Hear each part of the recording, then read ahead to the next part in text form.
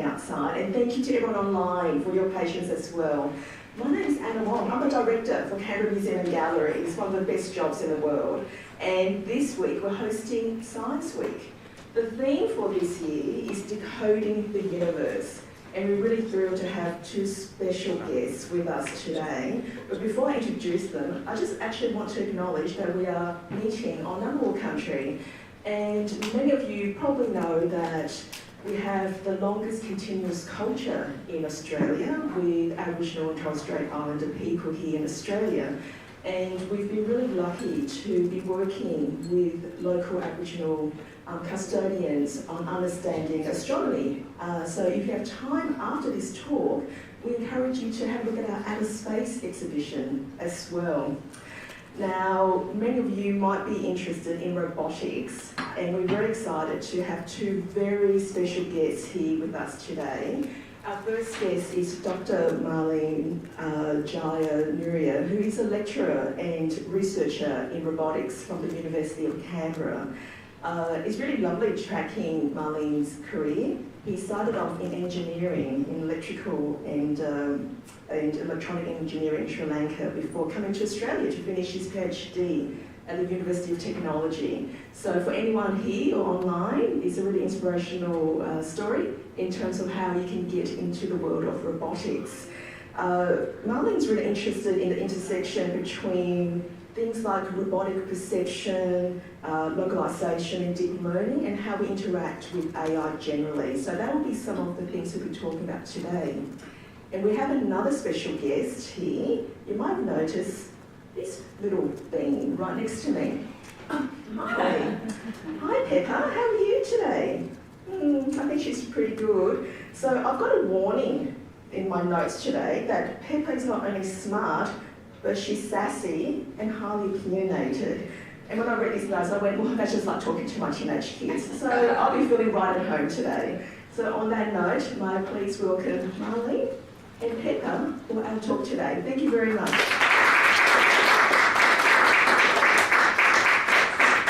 Thank you so much for that lovely introduction. Hi everyone, my name is Marlene and this is Pepper, and today we're going to talk a little bit about robotics and AI. And I know those are words that are thrown around a lot these days. So hopefully by the end of today's session, most of you will be able to walk away with some sort of idea of what AI really is and sort of where robotics is right now and whether we should be afraid or whether we should kind of be excited. But I know it's super early and we also started a bit late because we were sorting out a bunch of tech issues, which is basically the story of my life. But since it's early in the morning and most of you might be a little bored, especially Pepper, I thought we'd start with a little game so that, you know, hopefully all of us should kind of get a little excited about robotics. So I like to call this game Robot Tinder. And the rules of the game is, I'm going to pop a picture of a robot from pop culture, something from like movies or TV shows that most of you watch. And if it's a robot that you guys want to like hang out with, I want all of you to swipe right? And I want you first to tell me who the robot is, and then sort of swipe right? And if it's a robot you think is going to basically take over the world and destroy us, right, and kill everybody, I want you guys to swipe left. Got it? Everyone, give me a thumbs up if everyone's awesome. All right, so I'm going to start easy, and then it's going to get a little bit harder. So let's see how many of these you guys can get. Cool. All right, so let's start easy. Can anyone tell me who these robots are and whether we should swipe? Yes. One on the right is R2D2. Yep. What's the other one? Who's the other one? So we have R2D2 and C3PO. And C3PO. So would you swipe right or swipe left on these robots? Right. Right. Okay, that's an easy one. How about this robot? Yeah? Is it Wally? Yeah, you got it. Would you want to hang out with Wally or would you be afraid of Wally? Right. You're not that sure. Yeah, so you swipe right, yeah, because Wally is kind of a friendly robot if you watch the movie. How about this one? Left. That was like an immediate left. Does anyone know what this robot is? No, It's the Terminator. This is a bit complicated because like in some of the movies, Terminator is out to kind of protect the main character, but then in the others it's out to destroy. But basically it looks scary, he's made to kind of destroy stuff, so let's swipe right, left on the Terminator, right?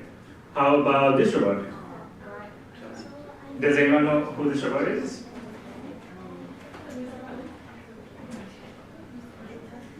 Most of you said right, but do you recognize the robot? Do you remember which movie or the name of the robot? Big Hero 6. It's from Big Hero 6, and the name of the robot is Baymax. And look at him, like he's cute, he's cuddly, you want to give him a hug, so let's swipe right on Baymax. And how about this robot? Now things are going to get a little harder, so this might be for the older crowd in the room. Does anyone remember this movie? Is that HAL? You got it, right? So this is HAL 9000 from the movie 2001 Space Odyssey. It's a bit of an old movie, so some of you guys might not remember. But this robot looks evil and kind of is. It ends up destroying or trying to kill a bunch of people. So let's swipe left on one hand. How about this robot? So this, maybe the younger crowd might be familiar because this movie came out this year. You watched it? No. The wild robot, right? So, but do you guys remember what the name of this robot is? So this robot's called Rolls, and he's a friendly robot, right? Clearly. So we'll swipe right. And this is the last one, and this is a little hard. And again, maybe for the older crowd, have you seen this movie? Bicentennial Man. Yes. So this robot's called Andrew, and in this movie, Andrew's trying to be more human, and so he's a friendly robot. He's has like a massive existential crisis, right? Andrew's trying to figure out who he is. Is he a machine? How can he be more human, right? And how about this robot? This is the last one, and it's quite hard. Has anyone seen this robot yet? I can't remember her name, like all the names of them, but I was definitely swipe left. Yeah, definitely swipe left. So this is Eva from the movie Ex Machina, and this robot again is a robot trying to be more human, but in the end it gets really scary. So definitely swipe left. Right. All right. So these are a bunch of robots that most of us have seen in movies. Some of you might have watched some of these movies this year, like The Wild Robot. And the reason I kind of want to start with this is to show you kind of what our imagination really kind of thinks about robots, right? Because we have robots who are friendly, robots we want to hang out with, and then we have robots that could potentially destroy us, right? So we like our imagination and our stories that we tell about robots, they kind of cover the hopes that we have for the future, right? It also covers like the fears we have about the future and robots. And then some of these robots like Wall-E and Andrew and some of these robots also, I think, talk about something really interesting, which is what is our responsibility when we are trying to create basically another living thing, right? That's basically what we want to do with robots, right? We're trying to create a living entity. And what sort of responsibility do we have? Because think about Wall-E, right? How lonely is Wall-E, right, in that movie, right? And are we ready to kind of play God by creating new life? So I think pop culture kind of covers all the hopes, our fears, and our thoughts about basically creating new intelligent entities, right? Like Pepper here, right? So this is all kind of pop culture. And most of these robots are really cool. They can do stuff, right? They can walk around. They have stories to tell us. But what about robots in real life? Right? These are robots in movies, but this is basically what real robots are like, right? And you can see that, right?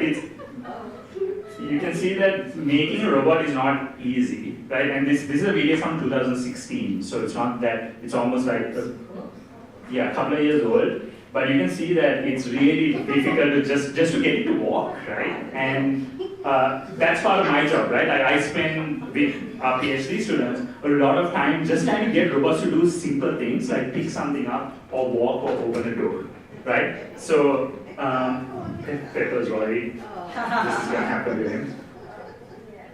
All right, so robots are difficult. Getting robots, and there's a huge gap between what we see in the movies and what real robots are like, right?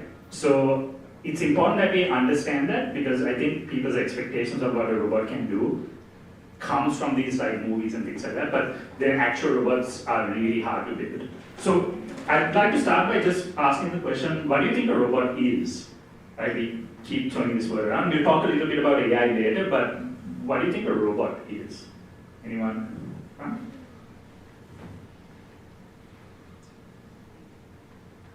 All right, so a robot is basically some sort of autonomous machine, right? So this, okay, do you guys know what the word autonomous means? You guys look terrified, I'm sorry. So autonomous means, can someone older in the crowd tell the kids what autonomous means? It works on its own? Sorry? It works on its own? It works on its own, brilliant answer. So basically autonomous means it's something that works on it by itself, right? Like all of us, right? We have some sort of autonomy, right? Unless you're being kind of controlled by your parents or something, right? But basically, if you have something being controlled by a remote control, is that autonomous?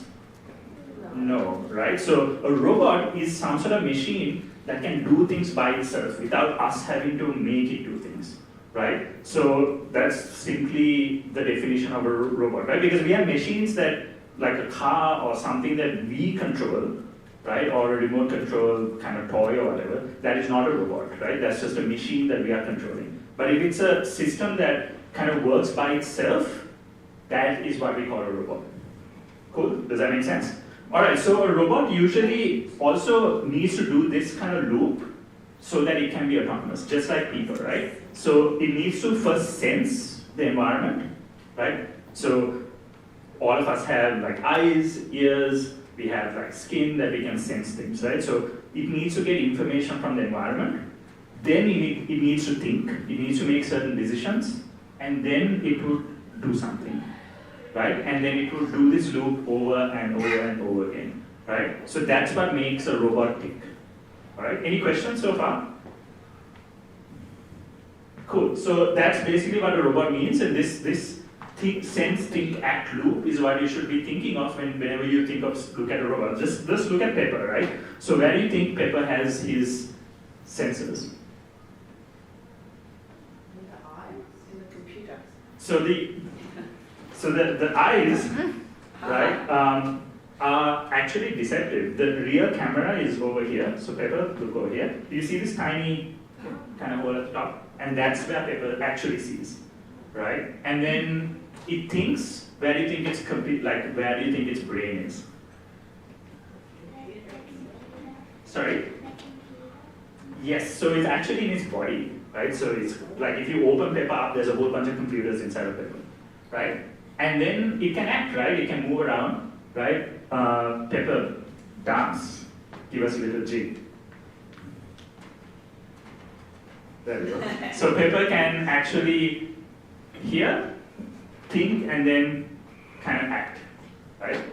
Awesome. So that's what a robot really is. So let's talk a little bit about the history of robots, right? Like where did all of this start, and where things kind of are going in the future. All right, so where do you think the word robotics came from? Any ideas?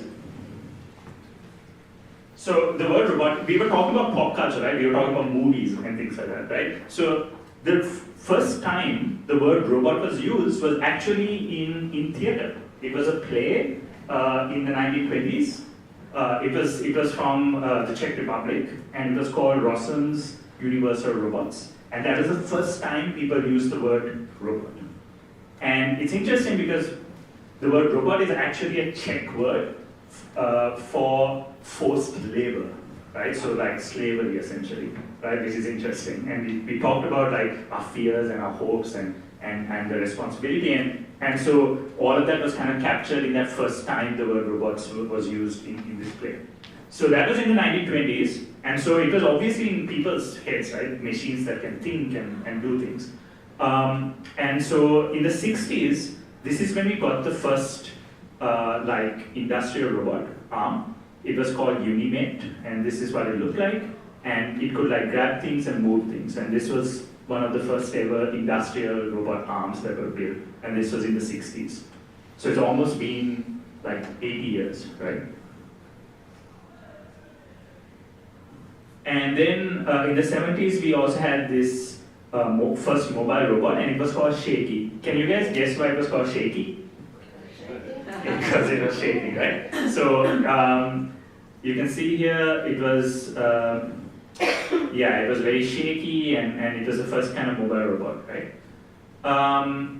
And then we also have a bunch of these kind of industrial robots now. Like everything you think about is built by robots these days, right? So your headphones, your cars, your TVs, your refrigerators, most of these are built really fast by robots in these massive factories, and sometimes those factories don't even have lights on, right? Because robots don't need the lights to work, right? So they're like dark factories where they're just like working 24/7, building everything from your clothes to like, you know, and that's why things are much cheaper than they used to be like 20 years ago. So if robots have been around since the 60s and the 70s and the 80s, why don't we see like robots walking around every day? Like where the heck are all the robots? Other than Pepper. They're in dark factories. Yeah, they're in dark factories somewhere, but why don't we see them just like chilling out on the side of the road or like hanging out with us at home? Because they're programmed to do a very specific task. Yeah, and why are they basically programmed to do specific tasks versus why can't they just like hang out with us? Wouldn't the maintenance bill? Sorry. There you go. Wouldn't the maintenance bill be huge on them? Yeah, it's expensive. That's one reason, right? Like building robots, because they're physical systems, are quite expensive. Flexibility. Exactly, right? So I think you're kind of zoning in on the correct answer, which is that building robots that are really intelligent, that can kind of deal with the chaos of regular life is really hard. Whereas inside a factory, it's just doing the same thing over and over and over again, right? It doesn't have to deal with people, right? Just think about this morning, right? We were struggling to set up the live stream. You guys are outside. Just think about just coming here this morning, right? I'm guessing most of you had to like put up, like it was chaos, right? And so robots really can't deal with that kind of chaotic, you know, like just people in general, right? So most of them have been just in factories, in these dark factories, just working away because they just do the repetitive thing over and over again, and you just program them. They're not really flexible yet. So there's a huge gap between the movie robots that we talked about at the start and the robots that we actually see these days, right? But by the time these guys get older, what's going to happen is we're going to start to see more and more robots start to come out of the factories into the real world. Right? So, for example, how many of you have robot vacuums at home? Yeah, so that's an example of like one of the first kind of examples of robots coming out of factories into our homes, right? And even then, you know, it doesn't always do well, right? Like it gets stuck in the carpets, or you know, like so.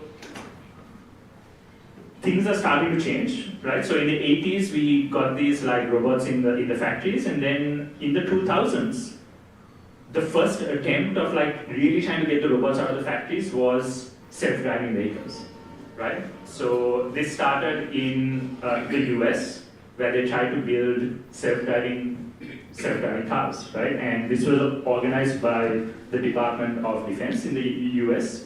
And basically, they try to create all these self-driving cars. And you guys must have heard of all the hype around self-driving cars, but we don't still see them out driving the roads, right? Because it's still a difficult problem, although they kind of started working on it in the early 2000s.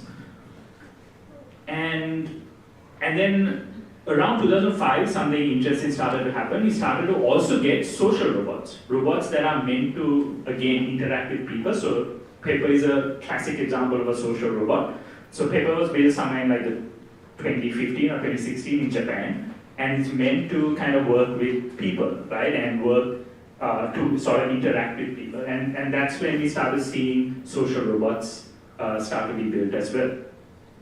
And then in the 2010s, right, that's the last decade, we are getting closer and closer to like full autonomy, where we have now computers basically that are really powerful. We have really powerful sensors, right, that can detect and recognize things, right? And then we are starting to see different types of robots, right? Like Pepper, this arm that you see here is called a cobot.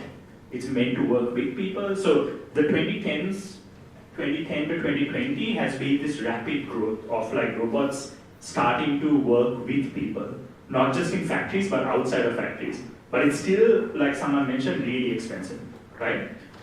So we kind of covered the history, right? We started in the 20s with Rossum's Universal Robots. We talked about how over the decades robotics has changed and where we are right now. So what do you think is going to happen this decade, in the 2020s? You to ask. Any ideas? Yes. They'll start going out of factories?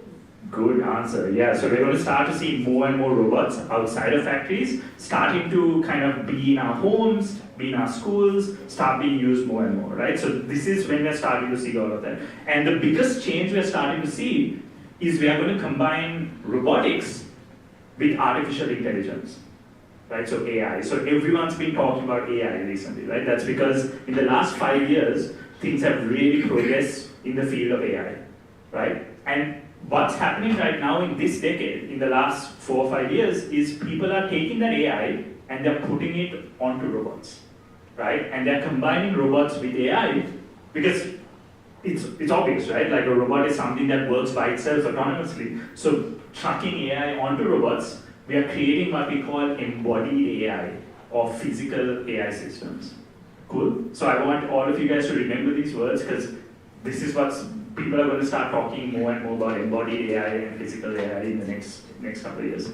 All right, so the next section of my presentation is going to focus on AI, right? Like what is AI? Like everyone's talking about AI, so let's talk about what actually AI is, what's sort of the technical side of it a little bit, and what it can be used for, and how it's going to be used in robotics. Right? Does that sound like a plan? Yeah, awesome. All right, does anyone, before we start, have any idea what AI is? Like any sort of, is there anyone who's been following the AI stuff and has any idea of some of the kids? Yeah. Alexa? Alexa is a good example. Anybody else? Has anyone been using AI? Yeah. ChatGPT? Yeah. Awesome. Cool. So let's talk a little, but let's talk a little bit about the technology of like what AI really is, because in our heads, again, when we talk about AI, we think of these like movies and stuff. We think about systems that are actually intelligent.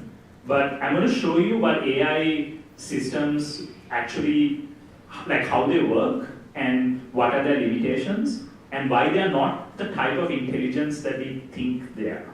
All right. So let's start with, before that, a basic definition of AI right now is a system that can learn, right? So it's a machine that can learn based off of data that you give it, right? So you would teach it something and it will try to learn that skill based off that examples that you give it, right? All right, so let's do a simple example of machines learning, right? So everyone here might have heard the term machine learning. So let's talk a little bit about how machines learn. To do this, we're going to start with a simple example, right? Does anyone here have a pet dog?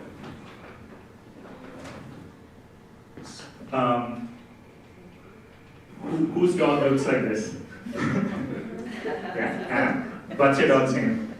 My dog's name is Luna.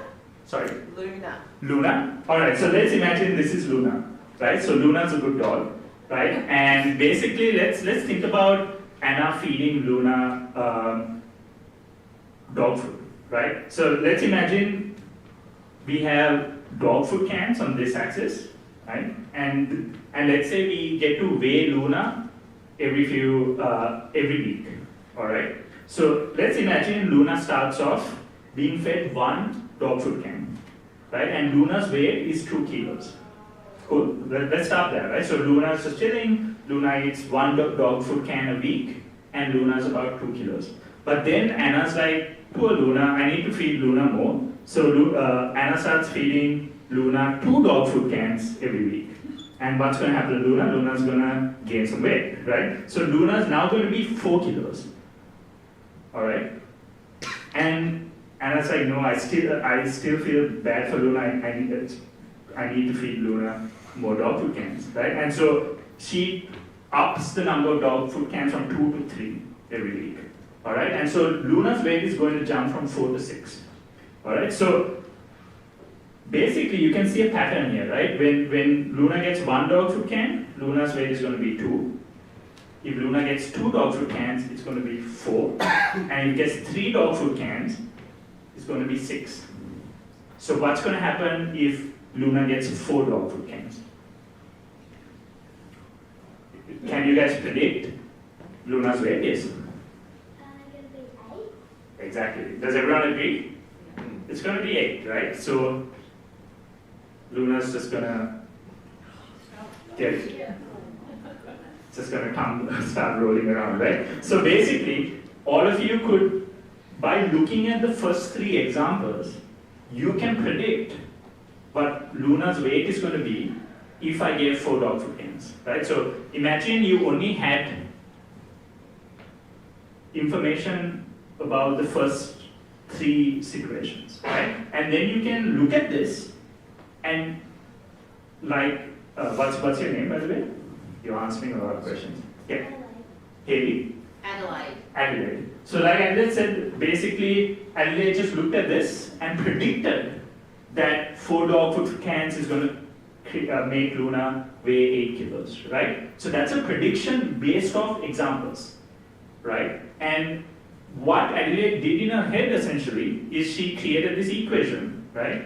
She's saying that y, which is the y-axis, is going to be equal twice the x-axis, right? So this is weight and this is number of dog food cans. So she created this equation in her head, and using that she could predict what's going to happen in the future, right? And that's basically what machine learning does, right? If you show a machine examples, I mean, we can do it as well. If we see these examples, we can make predictions about the future, right? And essentially, that prediction is captured in this equation, right? Now the thing is, in most instances, it's not a simple relationship like this, right? Like, this is a relationship that we can look at this and we can make predictions. But in reality, if we want to make predictions about things we care about, there's way more information, right? Just think about housing prices, or the economy, or language, for example, like ChatGPT, right? Basically, what we end up is, we not only end up with one axis, we end up with a lot of axes, right? And a lot of information coming in. And the graph doesn't look this simple in reality, right? So we end up with really complicated graphs like this. So Adelaide, can you predict what the equation of this graph is? No, right? No one can, right? So this is where what we do is we take those examples and we feed it to a machine, to an algorithm, and what it essentially does is it calculates the equation for us, right? Because that equation is hard for us to figure out and write by hand. And why do we do this? Because then we can make predictions about the future, right? And that's basically what machine learning does, right? You give it a bunch of examples, and then it tries to learn the pattern for us so that it can make a prediction in the future, right? So that's basically AI, right? That's what machine learning does. So the important thing that you need to realize from this is that we need to give it examples. It's not just going to magically kind of learn something, right? So we need to give it examples of what the correct answer looks like, and then it can make predictions about the future. And this type of learning is called supervised learning, and this is what machine learning does.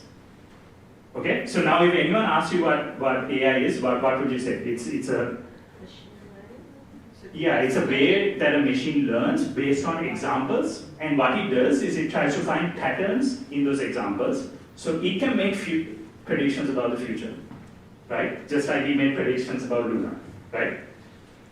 So, has anyone heard the word deep learning? That's another word that gets thrown around.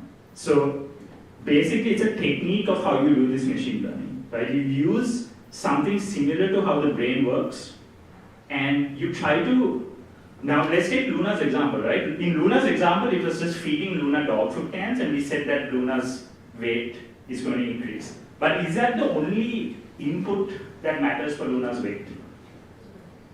What other things would affect Luna's weight? Is it just the number of food it eats, or how much exercise she gets? how much exercise, how many walks? What else? Luna's age, Luna's breed, there's other information, right? So in deep learning, what we do is we take into account all this other information, right? And then, just like we found a pattern for just weight, a number of dog food cans and weight, the deep learning algorithms try to find intermediate patterns that combine. For example, if you look at Luna's breed and age, that should tell something about the genetics of Luna, right? Or if you look at how many walks and food, that tells you about like how fit Luna is, right? So you're getting like intermediate information from some of these inputs, and then all of this will affect the weight, right? So these algorithms actually take a bunch of inputs, and they find the intermediate sort of information inside of it, and then combine it all and learn the pattern. So you show the inputs, and you give it examples of the weights, and it will figure out this internal kind of information that's inside of it, right? So this is a simple example, but this is what a deep learning network actually looks like, right? So you have billions of parameters, right? So whenever a new ChatGPT model comes out, they say we have billions of parameters, and this is what they mean, right? There's so many connections. And what it's doing is basically what we did at the start. Yeah, Pepper's void, right? It's basically still doing what Adelaide did, right? You're showing it inputs, it's finding an equation to predict the outputs. But the thing is, in our equation, it was just y equals 2x, right? But here, it can do like crazy, massive equations that we can't even understand, right? And that's why these AI algorithms are what we call black boxes. We can't see basically the equation that it's coming up with, right? So we can't really control it once we teach it these things, right? It comes up with it understands really complicated patterns. Cool? All right, so now we know what machine learning and deep learning and AI is, right? So hopefully if someone stops you on the street and asks you what's AI, you have some sort of answer, or you can just call me, right? All right, cool. So that's about neural networks and deep learning. So what can we do with this? Right? Most of you already mentioned ChatGPT. But before ChatGPT came around, one of the main places where these kind of deep learning was used was in social media. Right? So how many of you have like Facebook and Instagram and YouTube? Yeah. So how did they use these in social media? Does anyone know?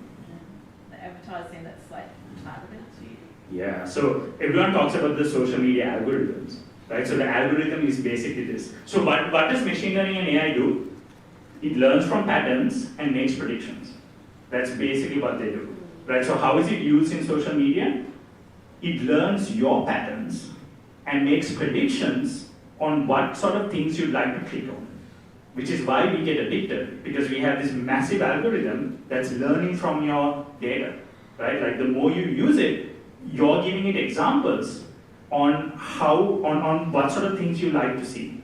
So you have this massive computer on the other side, not just one, like supercomputers on the other side, learning your patterns, making a model of you, like an equation that kind of encompasses you, right? And then it can make predictions about what sort of things you'd like to see. And why do they do this? money, right? So the more you spend time on their app, the more they can show you advertisements. And when they show you advertisements, they get money, right? Because we are not really their customers. We don't pay anything for Facebook. Has anyone paid anything for Facebook? It's free, right? But so we are not really their customers. Their customers are advertising companies, and that's how they make money. So we are really, our data is their product, right? So we are being, our data is being used. They train these models like we saw with Luna's example, and basically they can make predictions about you. So they're essentially creating a creepy version of you, right? Like a virtual version of you, right? There's you, and then basically they collect all your data and they create a model of you, like an equation that can describe you, right? And then they can make a prediction of what you'd like to see. And it's quite powerful, right? Like how many of us get just caught up just scrolling, right? Because you have these really, you saw what these models look like, right?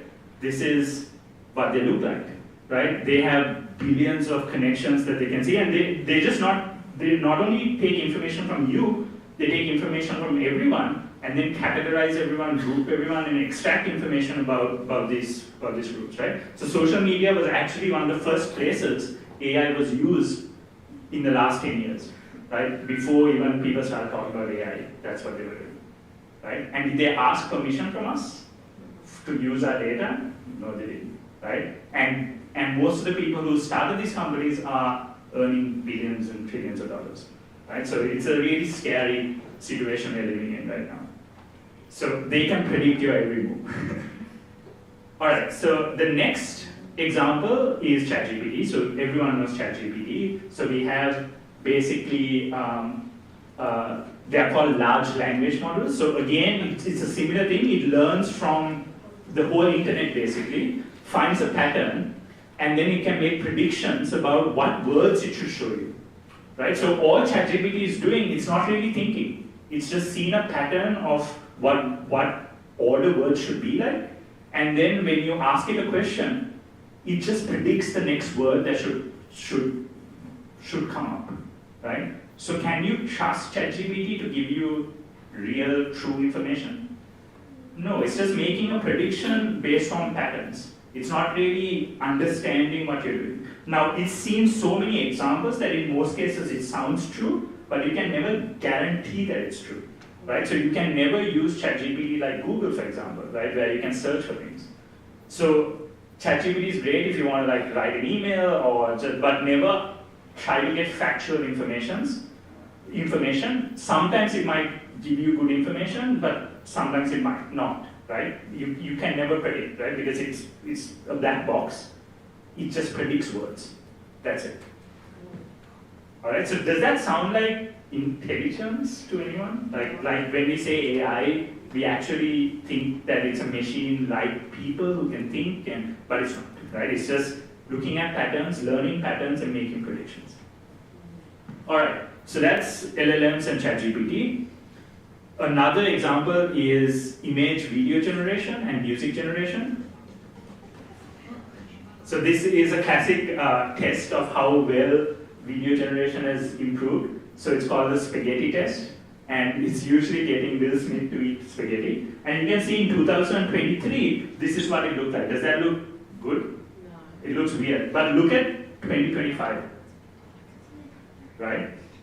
That actually looks like Will Smith eating spaghetti. But both of these are just AI generated. But in 2 years, look at how much things have improved, right? So can you trust videos on the internet anymore? Can you trust images on the internet anymore? You can't, right? It used to be like when we were younger and our parents' generation, whenever we see a video, that used to be kind of like the benchmark of truth, right? Like whenever you see a video, that means it's probably true, right? But you can see now anyone can sit in their basement and just make any video that they want, right? So it's time we really have to be careful what we see on the internet now, right? A video doesn't mean, and now you can generate music, you can generate voices, it's insane, right?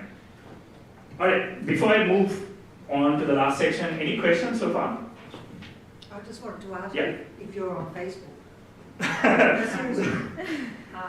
Yes, I am. So I am on Facebook and Instagram, and the only reason I'm actually from Sri Lanka, so I moved here 3 years ago. Right. So I still use Facebook and Instagram to connect with my friends, but the caveat is I have an app that blocks my social media after 10 minutes. So and in fact, the password to that app is with my wife Peony, because I don't have control over it, right? Because initially I put the app to block myself, but then I would find myself pausing the app and then going and scrolling, right? So I password lock that app, and that the password is with me, right? And her password is with me. So if I want to spend more than 10 minutes on any of these platforms, I need to convince Peony to give me the password, and basically she controls my social media. Right? And I think we need to put limits. Like, obviously, either extreme is bad. I feel like there is some use to social media to connect to people, to for example, if we're having an event like this, we can use it to advertise for this event. So there is, and then there is useful information sometimes on social media. So I think moderation is the key, right? And putting controls, and also realizing we are not in control. Right? And especially when it's parents and teachers and kids, I feel like sometimes we tell kids like, why are you on the phone all the time, right? But then as adults, we are on the phone all the time as well, right? So it's the key of, it's really realizing that it's not anyone's fault. It's these big companies and these massive algorithms. Your tiny brain is competing with supercomputers and massive servers that are set up in some other country. Right? And your kids' brains are competing with those, right? So it's really not anyone's fault other than these big social media companies that are trying to manipulate us, right? So as parents and teachers, the best thing we can do is really put rules and safeguards on our kids, right? Which is why it's great that they're bringing in this new law to not allow kids under 16 to use social media, which is great. So yeah. not our fault, but it's our responsibility. Absolutely. Right? So your time and your attention is your responsibility, right? So there's like a really creepy word to describe all of it. It's called the attention economy. So all of these social media companies are fighting for your attention because you're, again, the product, right, that they are selling to somebody else. So there's an entire economy that's based off your time and your attention and your focus.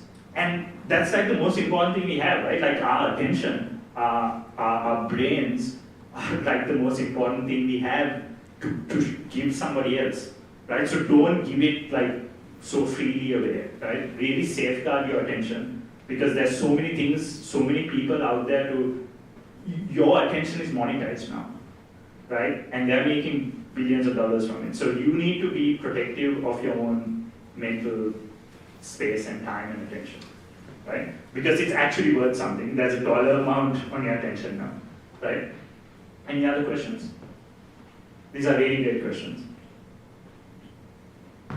Are any of you kids on social media? No? Better not be. All right, so we talked about what sort of uses AI has been used for. And then just to bring everything full circle, the next major use case is going to be robotics, right? So we can use robots to do incredible things now with AI, right? We can use it for surgery, to do really difficult like brain surgery and difficult types of surgery using very precise robots, right? And so we can build robots that can save lives, right? There are also social robots now that are being built, and this is from an Australian company and a startup that came out recently called Andromeda. And this robot is meant to provide companionship to the elderly, right? So you can use robots for good, right? We can use robots to save people to help us. Basically build robots like Baymax and Wall-E and robots we want to hang out with. And at the same time, we are getting really creepy robots as well that are being built to replace people's jobs, right? And So this is a robot from Boston Dynamics. Pretty scary looking. This is another example of people just strapping guns onto robots and using them in war, right? So basically we have examples of the good type of robots. So what type of robots would you prefer? Like these type of robots or these type of robots? Yeah. That's right. So what I'm trying to say is basically it's our responsibility, right? We are the people building the robots, and some of you might end up being the engineers who take the robots out of the factories and bring them into the real world, right? And when you're doing this, it really matters what type of robots you can imagine and what type of robots you want for the future of humanity, right? So it's really important. So one thing that we do here at our lab, which is a collaborative robotics lab at the University of Canberra, is we are trying to build good robots, obviously, right? We're not trying to destroy everyone. And we have an amazing team, and we work with PhD students, we work with industry to do all sorts of projects, right? And we try to do multidisciplinary work, which means we try to collaborate not only with just engineers, we try to work with artists. We have a bunch of projects in the recycling space where we are trying to recycle things better and try to help the planet. We work with psychologists, and we have our lovely PhD students here from the psychology department. So we are looking at how robots affect, how social robots affect people, right? And what we try to do is we try to work with as many different disciplines as possible, right? Because the answer to basically trying to build the type of robots that we really want means that we all need to work together, right? We need the government to make proper rules, right? Because we now have these big companies, just like they did with social media, we have these massive companies building scary robots, right? And the only way we can control that is if we pass good laws, right? And that's why it's important all of us understand what AI is, all of us have some basic understanding where robotics is heading, because then we can convince our politicians and our governments to put in proper laws to kind of control this before it's too late, right? So it really takes all of us and working together to really solve some of the problems, right? So this brings me to why we want you guys, especially the younger crowd here, right? So we want you guys, we want conscientious, hopeful kids who really want to make a difference and create the type of robots that we all want to hang out with, right? And so we've just started a new Bachelor of Engineering program, an undergraduate program at the university called Intelligent Robotics, where we try to bring all of this multidisciplinary kind of input into the course. And there's really, most of the engineering courses don't really do that, right? It's just focused on, let's say we are building robots, but we really want to think about the philosophy behind it, why we're trying to build it, and also the effect it has on society, right? And so if anyone's interested or knows anyone who wants to study robotics, this is a great program because we are building it basically. So I'd like to end there, and basically we talked a lot, right? Or I talked a lot about robots, about AI, and I hope all of you learned a little bit about what AI is, what robotics is, where robotics is heading. But I think the bottom line and the message that I really want to drive home before we end is, whatever all these like complex things are, it all boils down to a simple question, right? Do you want the type of robots like Baymax and Wall-E, the type of robots you want to hang out with? Or do you want a future full of Terminators, right? And that is up to all of us. Thank you.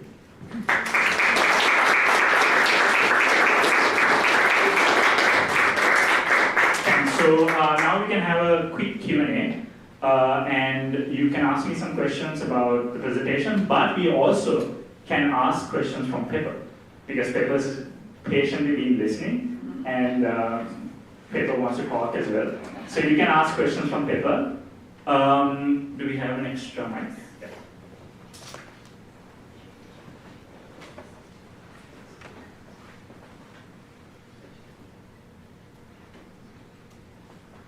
Yeah.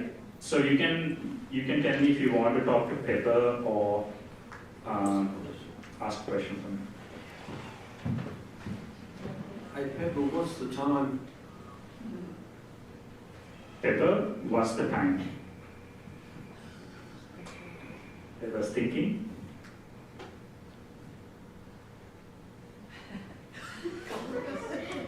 Ah, on hippo was the time. Huh? Interesting phrase. Not sure if it's a secret code or a riddle, but as I'm a robot, I don't really have any experiences with hippos or time travel. I think he Or misheard perhaps you. you're referring to a twin of a hippo. That's definitely a story I'd like to hear. Or, could be a typo. I'm good with any of those explanations. Can we increase the volume a little bit on Pepper? I think on the screen. Can everyone hear Pepper? Or is it too? It's a bit soft, yeah. I think we need to, because Pepper's connected to the speakers.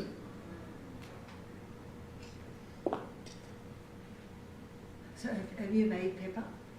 So the robot itself is from a Japanese company, but then all the software is stuff that we're working on. So let's, Pepper, you misheard. They asked what the time is. No one mentioned the hippo.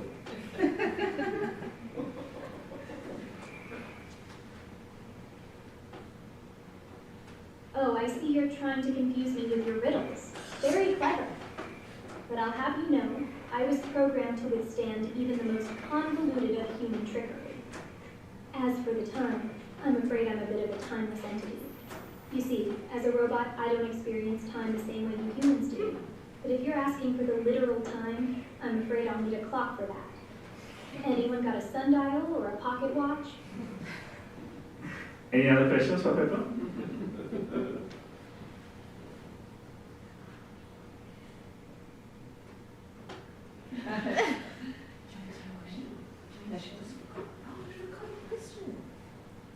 Pepper, we've forgotten a question. What question should we ask? I've got a question. Or, Easy one. Pepper's going to answer that first. Oh, the irony. A question about a question. Well, how about this one? Do you think robots will ever develop a sense of humor as sophisticated as mine? All right, so Simple question, Pepper. How many miles is it from Canberra to Brisbane?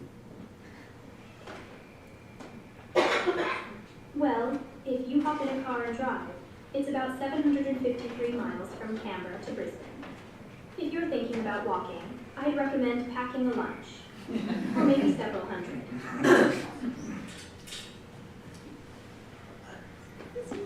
This is for you. yeah. Isn't Pepper online? And she should have the time, but you should have the time. Yeah, I'll explain a little bit of how Pepper works at the end so that we get an idea of. Hey Pepper, do you have a joke? Sure, I've got plenty. Here's one for you. Why don't scientists trust atoms? Because they make up everything. Anyone else? Too clever.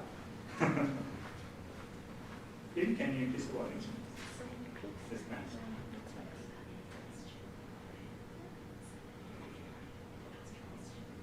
Hey Pepper, how old are you?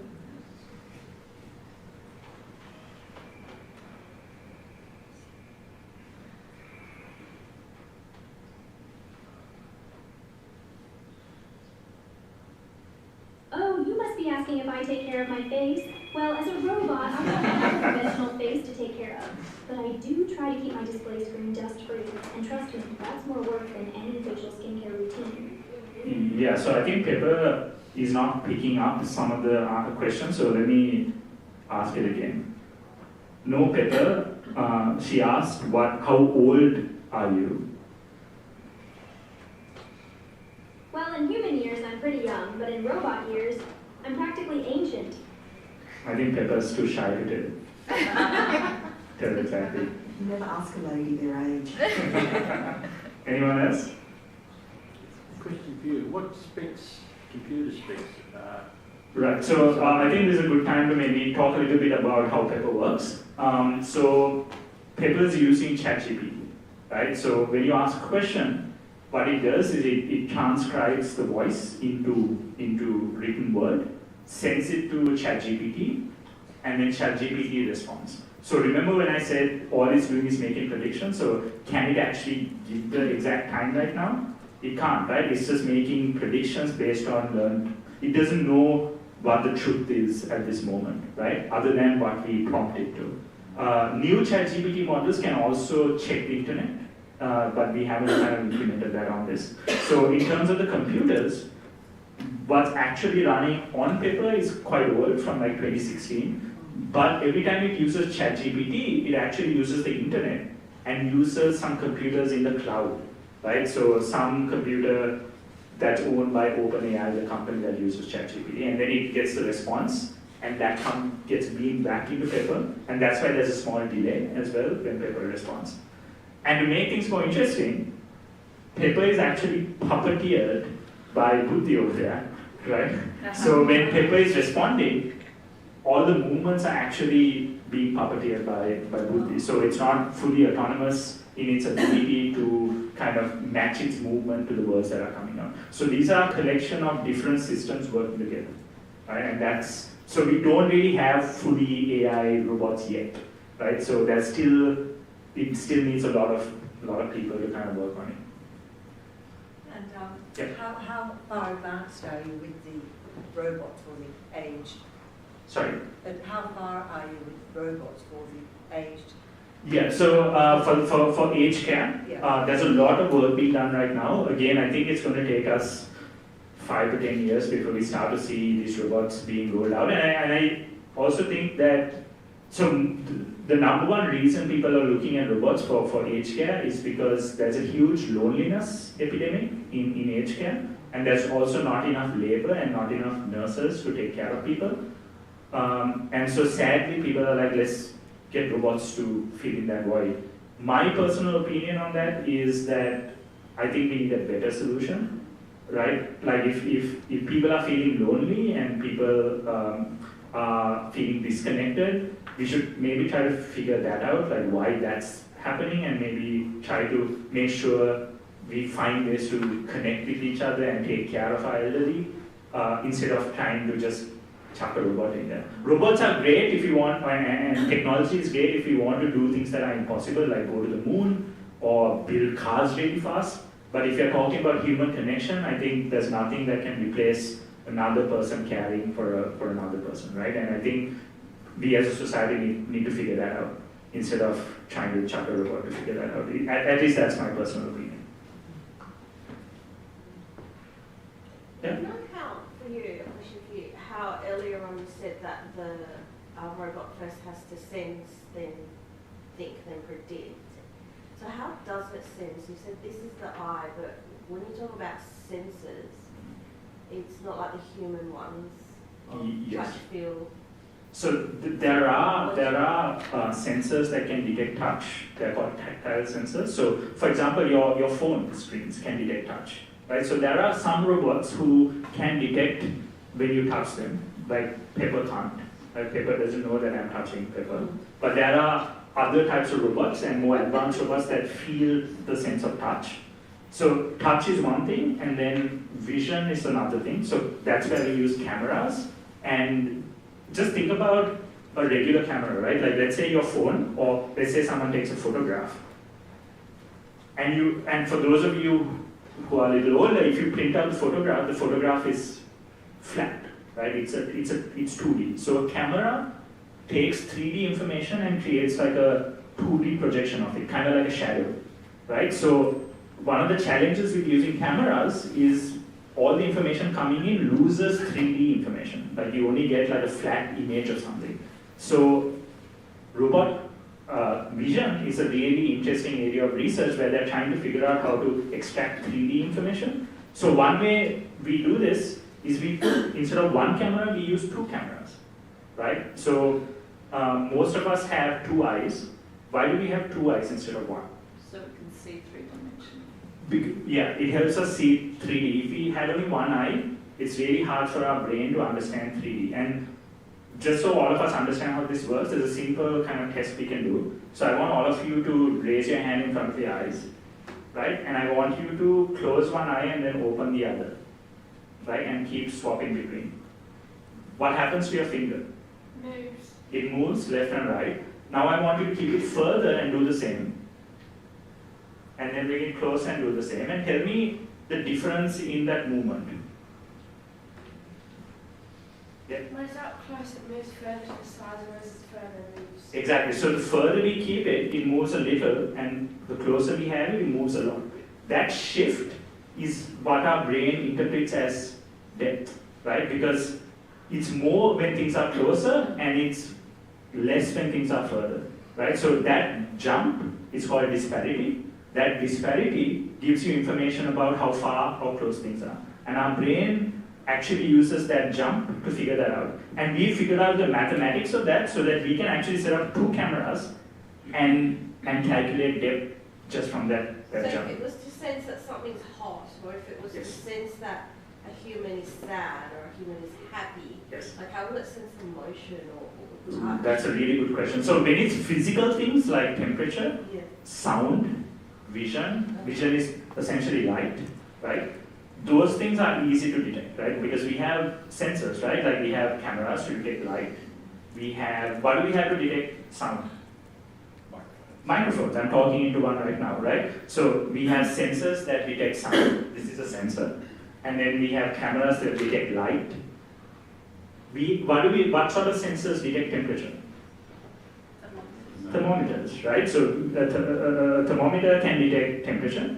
What about human emotions? Do we have a sensor for that? We don't, right? So, Well, you do in a way, Yeah. because you can pick up Behavior. changes in eye, pupil size, Yeah.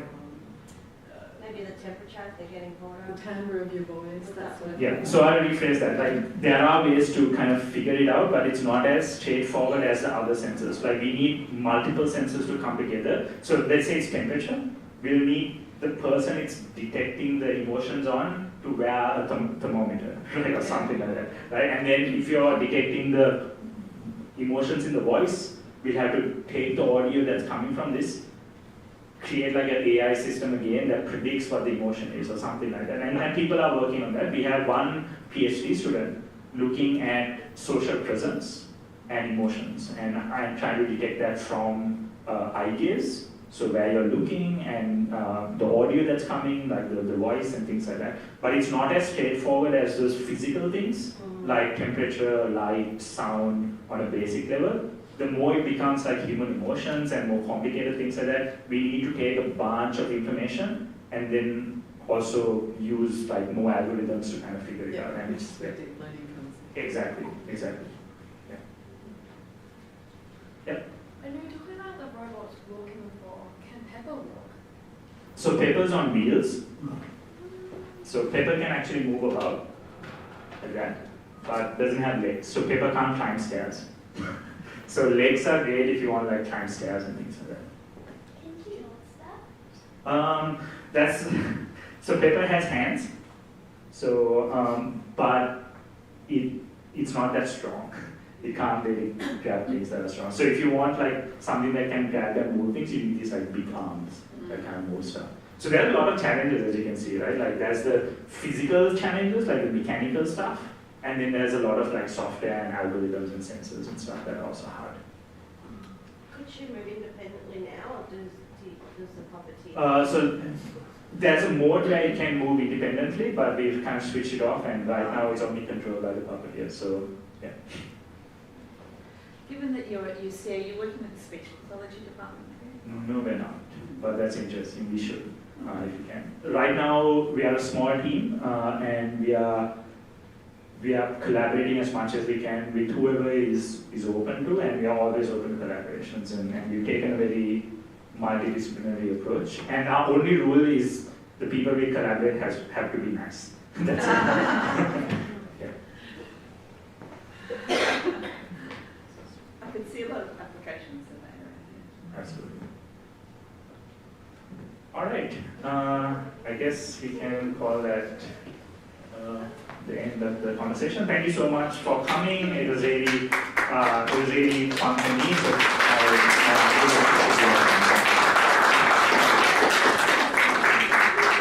so much, Marlene. PhD students who came in today, thank you, Pepper.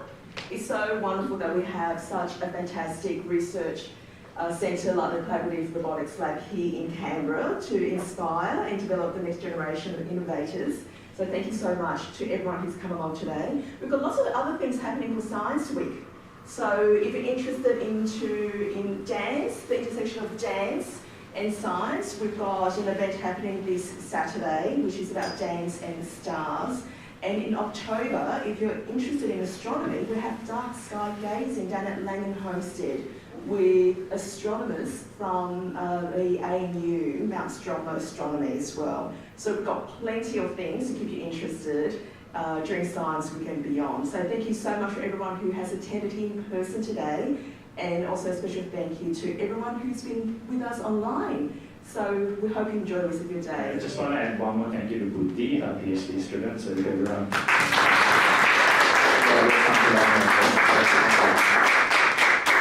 For those who are here in person, there is an opportunity to take a selfie with Pepper. I think we've got at least one excited person in the audience. So we'll log off our online streaming, and after that we'll have an opportunity to say hello to Pepper in person and have a selfie.